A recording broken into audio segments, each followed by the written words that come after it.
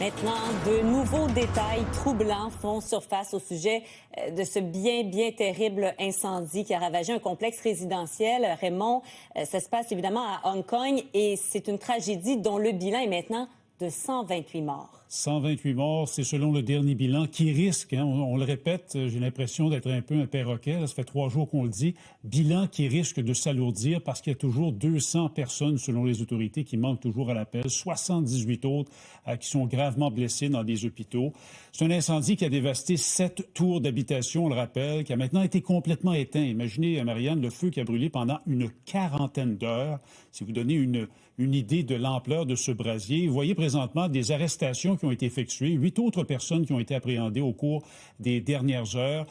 Il s'agit de gens affectés aux travaux de rénovation de ces immeubles ou encore des gestionnaires des travaux en question. Je rappelle que mercredi, 3 personnes avaient déjà été arrêtées relativement à cet incendie. Et là, parler d'informations troublantes, on apprend aujourd'hui que des résidents de ces tours d'habitation avaient sonné l'alarme il y a plus d'1 an. Ils avaient exprimé auprès des autorités locales des inquiétudes, comme quoi c'était une véritable poudrière, ces immeubles-là, en raison de la présence des fameux échafaudages en bambou, mais aussi du recouvrement, la toile qui recouvrait les édifices en rénovation, ainsi que des panneaux de mousse qui étaient installés sur des fenêtres.